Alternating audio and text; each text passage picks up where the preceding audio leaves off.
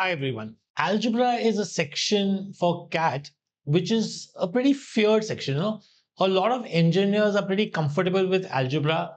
They are the ones who are not very comfortable with arithmetic. But a lot of non-science students, that is the commerce students, the BBA students, the art students, somehow fear algebra a lot. For me, algebra, I think in CAT can become the make or the break engine. It becomes a make or break section. Because normally, as I always keep saying, you have to be good at arithmetic. Arithmetic will take you to a particular percentile. And the next will be either geometry or algebra. And from what I understand, algebra is more preferred than geometry among students. So algebra can hence become your make or break section. And I hope that seeing today's video, you all will not have that much fear around algebra, because I'll take up some CAT questions also to explain to you that how algebra can be handled smartly. You just don't have to get scared looking at the question and say, okay, always these type of questions are difficult. That's how we're going to think a little bit. So first, let's try and understand what topics contribute to algebra. So obviously, two very, very important topics which we always talk about is linear and quadratic. Linear and quadratic. So when I talk to people and people who really, really fear algebra, I tell them, okay, if you fear the whole of algebra, at least these two topics definitely without fail. You definitely need to do these two topics without fail. Do linear equations and do quadratic equations properly, because it's not only within algebra you will need them, you will also need them in other questions. Some question on averages, some question on time and work, something in geometry can require. So, there is an indirect presence also in a lot of places. So especially arithmetic and geometry can have some questions which are related to algebra. The other topics which are there is inequalities, functions, logarithms, and indices. Inequalities, functions, with functions, maybe a little bit graphs also.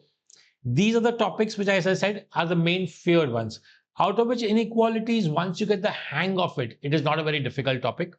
Okay. Logs and indices, again, is something you should do without fail. You should do this without fail. And once you do this, you are getting one or two other questions easily, right? Logs, in fact, according to me, is one of the easiest topics to cover up. I don't say it's one of the easiest topic. I say it's the easiest topic to cover up. That means even if you don't understand anything in logs, and if you start revising logs, say on day one, by the end of day two, you can cover everything which is there in logs which you need to cover. All the kind of different kind of questions which are needed for CAT can be covered easily. Okay, so that way logs is one more topic you should always do, but you should always do logs only once you finish indices.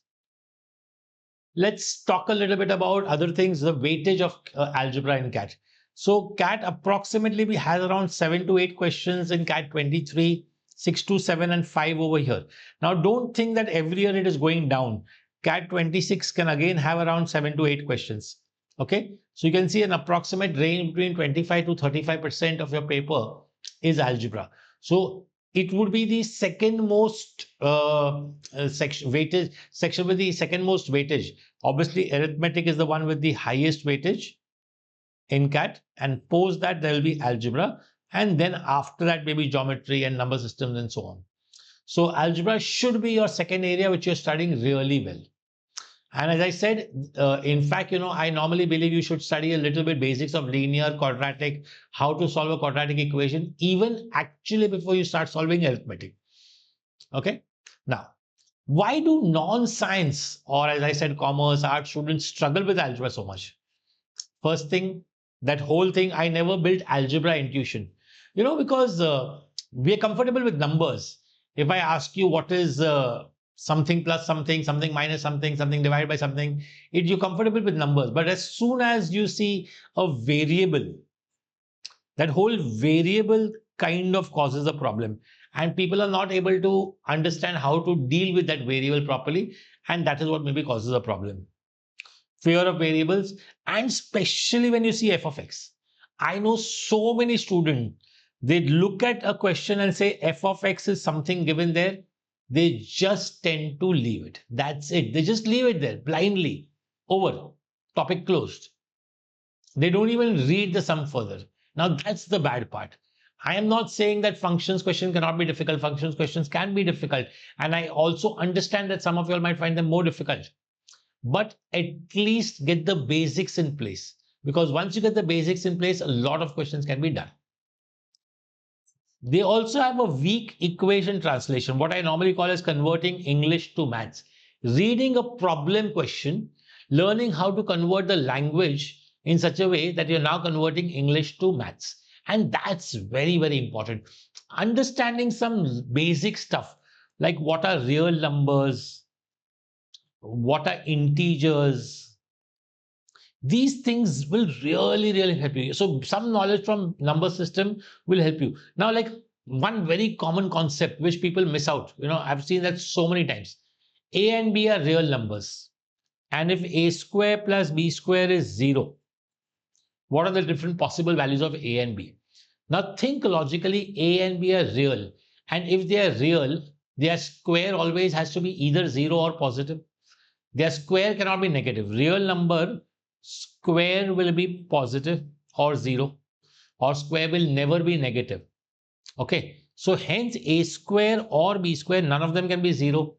And if none of them can be 0, the only choice over here we have is that a and b both are 0.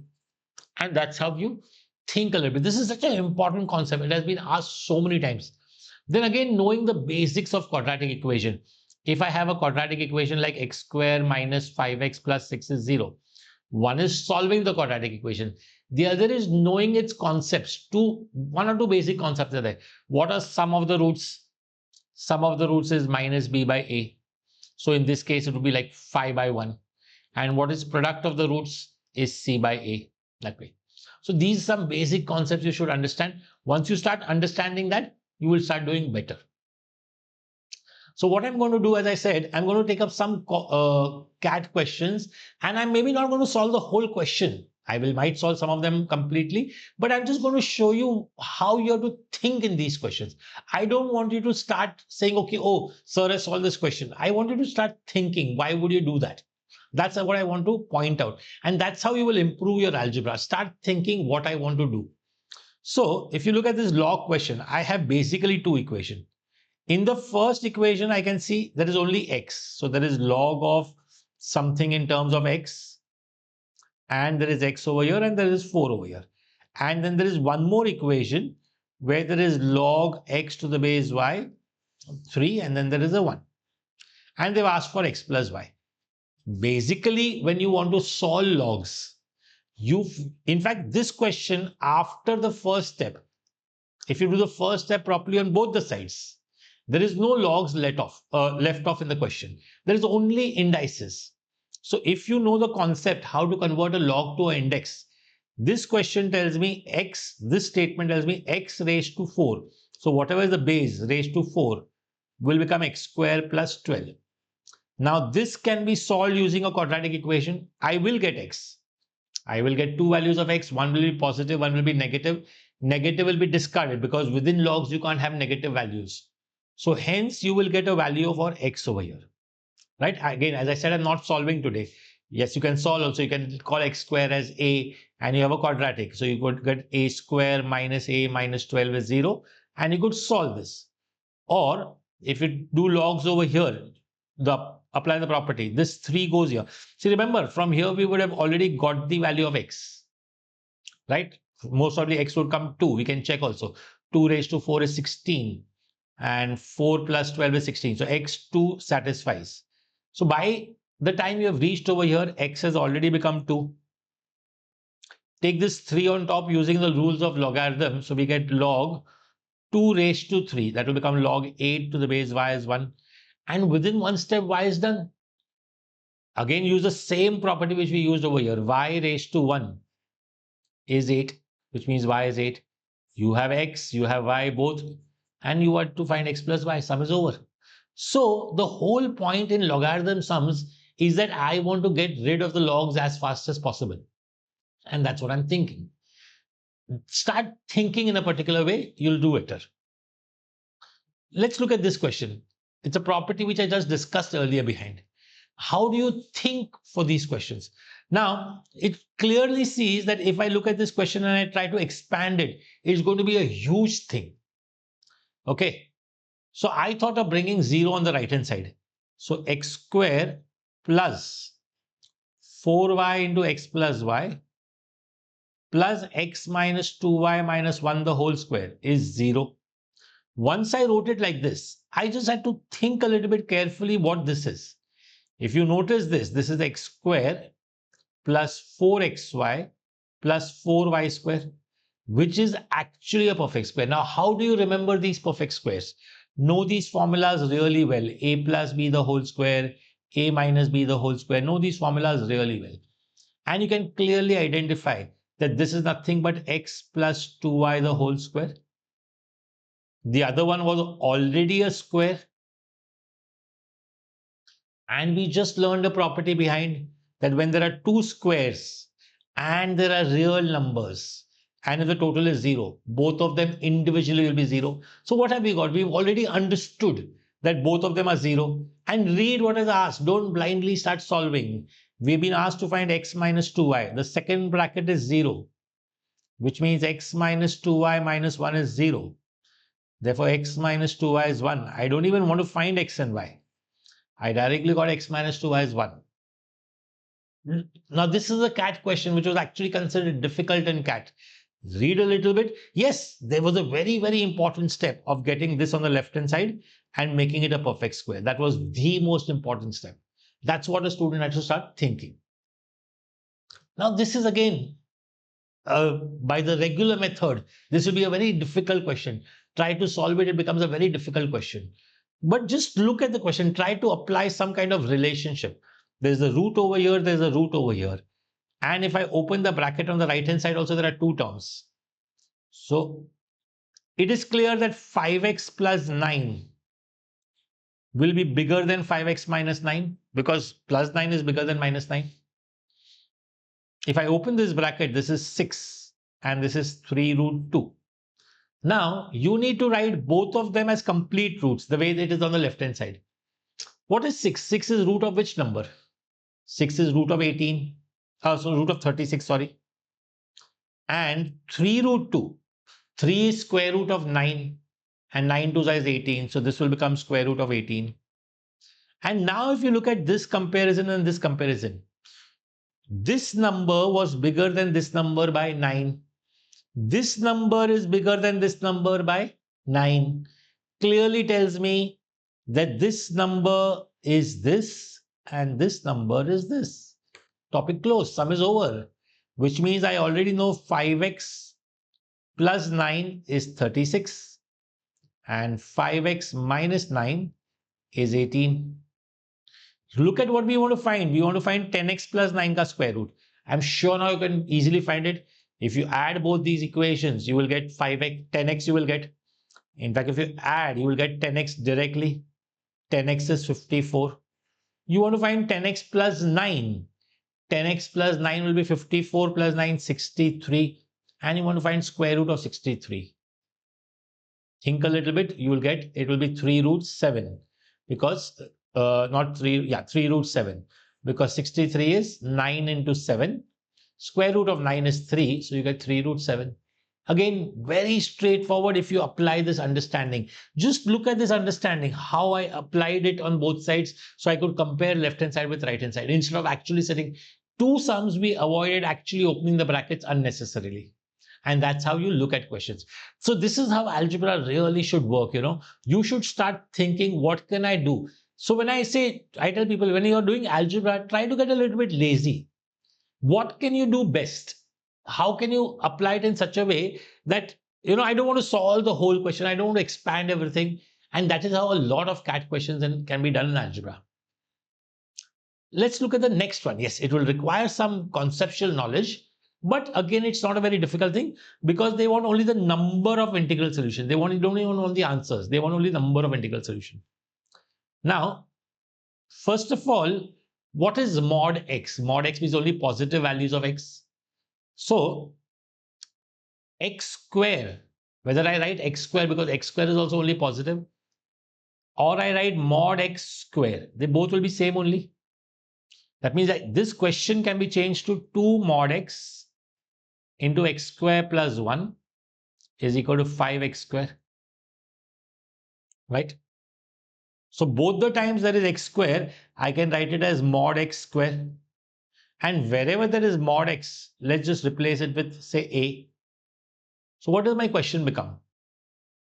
2a into a square plus 1 is 5a square. Can I cut this a and a over here? There are two a's over here and this a is outside the bracket. Can I cut it? What is the rule for cutting? Again, these are some things which you should know from your school days. This a and this a can cut only if a is not equal to 0. So we have assumed a is not equal to 0. So a is equal to 0 can be one solution. Interesting. So in short, if a is 0, mod x is 0, so x is 0. And you can check, if I had put x as 0, I would have got the right answer. Right? Then what else? After that, I can just make a quadratic equation. 2a square plus 2 is 5a. 2a square minus 5a plus 2 is 0. I hope you know how to solve a quadratic equation. So the factors over here are -4 and -1. And you get a as 2 or a as half. Now a as half is not possible only because they want only integral solution. So a as half will anyway be discarded. At this step, a lot of people make mistakes. They miss out what they have done. They have taken mod x as a. So mod x is 2. Whenever mod x is the number, mod x is say 5, mod x is 2, then x can take two values. X can be 2 or x can be -2. So we've got x as 2 possible, x as -2 possible, and x as 0 possible. And hence, how many integral solutions are there? There are 3 integral solutions. Also remember, this is a theta question. Think a little bit logically, arrive to a best solution, and at least put some answer.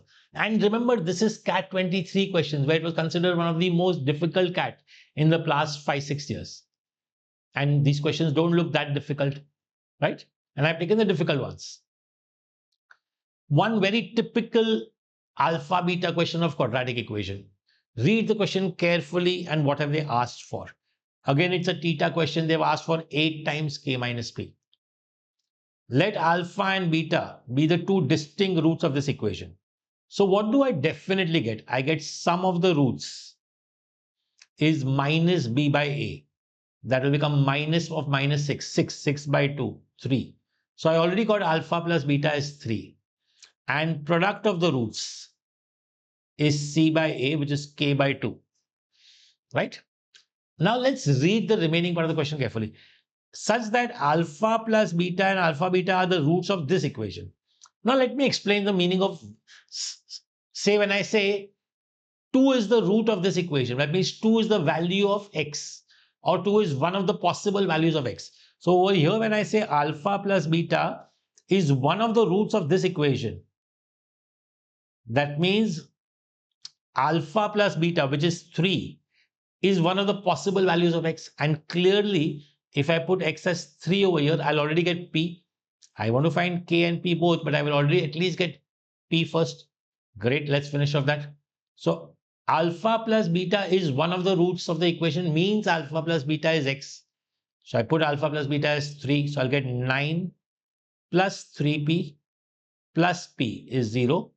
So 4p is -9 and p is -9 by 4. Now, they had also told us that alpha beta is also the root of this equation. So if I take these two ka sum, that should be minus b by a. So alpha plus beta plus alpha beta should be minus b by a, that is minus p. This I already know is 3. So I get the value of alpha beta because I already know p also. So this becomes 9 upon 4. 9 upon 4 minus 3. That will be -3 upon 4. So this is -3 upon 4. So k is -3 upon 2. So I got k, I got p. Sum whatever they've asked is over. 8 times k minus p. Put the values and solve it out. Now I'm not going to do the sum for you. I think you can easily finish this up on your own. So that's how you start thinking. I knew I had to use this formula, basically alpha plus beta in both the equations, and I would have more or less got my question. Let's think one more time. Similar logic. If the equation this and this, all three have one common negative root. So let's call that common negative root as something like a. Basically, one of the roots is a. That means in all the three equations, instead of x, I can put a.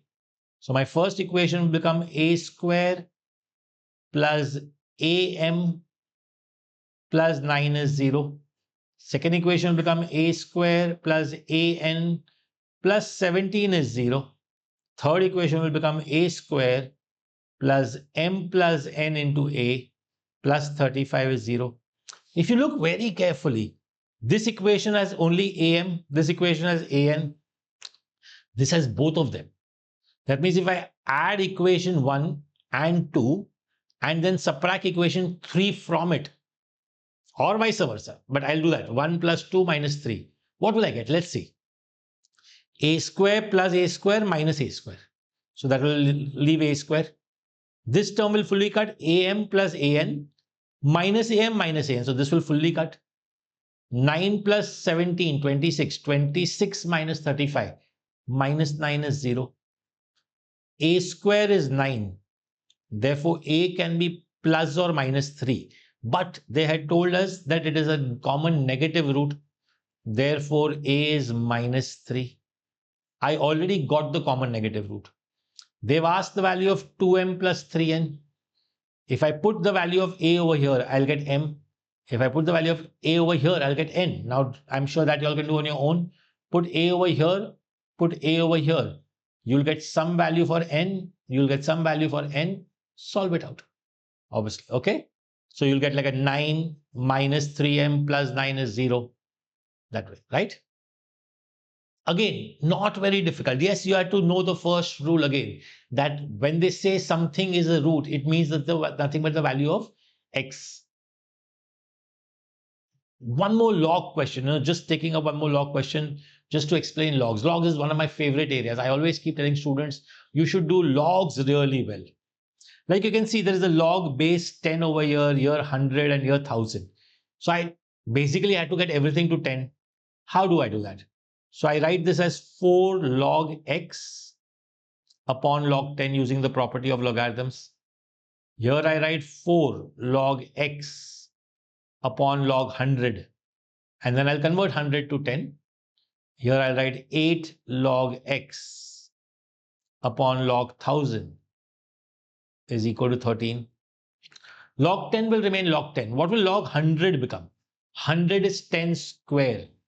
Log 100 is log 10 square. So the 2 comes in the front, so it becomes 2 log 10. Same way, what will log 1000 become now? You should be able to do it orally. It will become 3 log 10.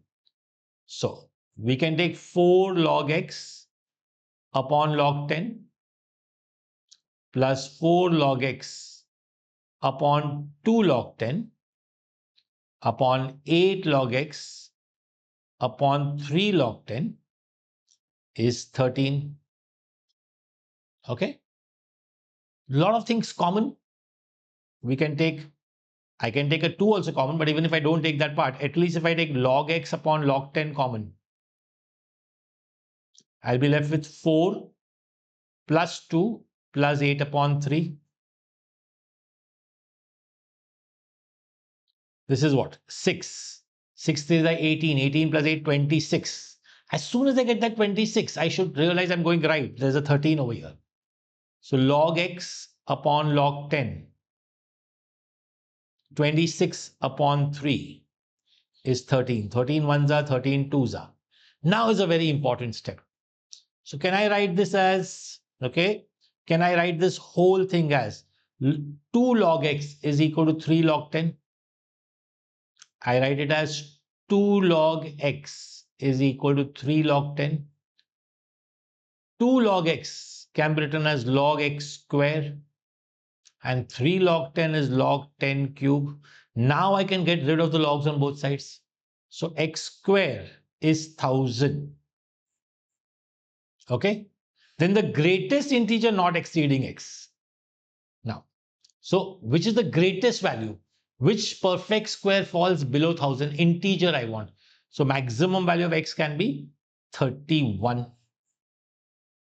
Okay. Because 32 square crosses 1000. Hence the answer for this question will be 31. Yes, it was a little bit difficult question, but understand it well.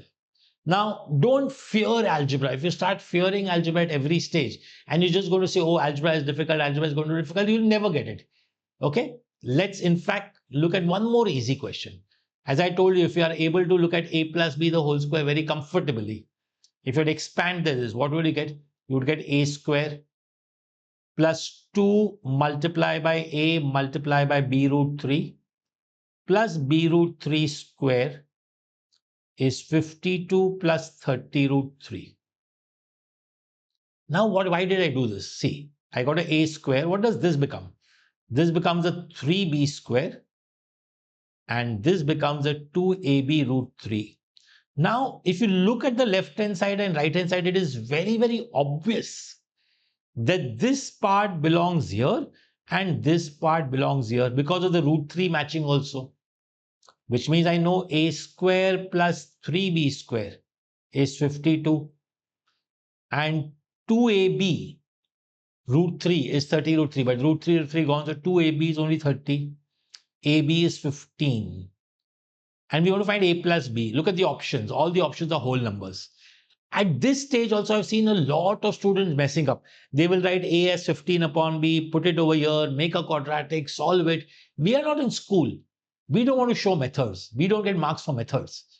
We need to get an answer. If a into b is 15 and if a and b are whole integers, a can be 1, b can be 15. Clearly, if I put it over here, whether 15, 1, 115, it will not satisfy because 52 is a very small number. It can be 3, 5, 5, 3. Let's check for 3, 5. If I put 5 over here, 25, 3 is 75, too big. What about 5, 3? If I put a as 5, so 25, b as 3, 3 square is 9, 9 3 is 27. Wow, it's coming 52. Got it so easily. And hence, a and b were 3 and 5, a plus b is 8. Looking a question which looked difficult turns out to be very straightforward. Favorite areas for a lot of students. Look at the function and just leave it, right? Let's try. Let's see whether we can do some justice to it. For any non-zero real number, let f of x plus 2 times f of 1 by x is 3x. Sum of all possible values of x for which f of x is 3. F of x is 3. We don't want f of 3. When is f of x 3? Okay. And there'll be many values for which f of x can be 3. In such questions, your job is mainly to get rid of this. So we knew f of x plus 2 times f of 1 by x is 3x. Like in a function, for x, I can put any number. Like I can put x as 1. If just to show you, if I put x as 1, what will I get? I'll get f of 1 plus 2 times f of 1 is 3 ones are 3. This is allowed to do. So I get 3 times f of 1 is 3. Right? And then f of 1 is 1. But not that it is needed in this sum. So the way I can put x as 1, I can put x as anything. I can put x as a. I can put x as p. I can put x as 1 upon x. Why would I do that? Think a little bit. If you put x as 1 upon x, you get f of 1 upon x plus 2 times f of x is 3 upon x. F of 1 upon x plus 2 times f of x is 3 upon x. I want to get rid of this, which means I want to get rid of this. Either solve it like a simultaneous equation or use substitution. So if I use substitution, this f of x remains as it is. Instead of this, so the 2 will remain. I will write 3 by x minus this. 3 by x minus 2 times f of x is 3x. So what have I got? F of x minus 4f of x. f of x minus 4f of x is minus 3f of x is equal to 3x, and this is 6 by x minus 6 by x. Okay, if I divide by minus 3 on both sides, I'll get f of x is equal to 2 by x minus x, dividing both sides by minus 3. So I've got this. Now, I want f of x to be 3. That means I want this to be 3. That means I want this to be 3. I'm going to check my division again. 3x divided by minus 3 minus x minus 6 by x divided by minus 3, 2 by x. So I want this part to be 3. And now remember, it's a simple quadratic equation. Solve it out. Get the answer. That also you don't need to solve completely. What will be the equation you'll get? 2 minus x square is 3x. So 0 is equal to x square plus 3x minus 2. You want only sum of all possible values. That means you want sum of this root. Sum of the roots is minus b by a. So minus 3. That will be b. Difficult question? Yes. But this question is something which I would want everybody to learn. I would want everybody to understand. And that is how you'll improve in algebra. You need to understand what can be done. Whenever you have a question like this, what can you do? That's how you think. Now, with that, I've finished solving questions around it. I want you to, again, have a recap of logic, what have told you. I definitely want you to do linear really well and quadratic really well. Quadratic has been having 1 or 2 questions every year. Then I definitely want you to do indices and logs, indices, surds and logs. And this will have 1 or 2 questions every year. If you can, and linear will help you solve a lot of other chapters. If you do this much also well in algebra, don't get into too many detailed functions, maxima, minima and all that stuff. Okay, not that it is asked too much in CAT also. If you don't get into that much detail, it will not be a big worry. Start thinking only from this much in algebra and I'm sure you will start doing well. Well, I'm sure you all are aware, all iQuanta students are aware that we'll be starting the algebra module. I hope you really go through the module really well. Best of luck and thank you everybody else for watching.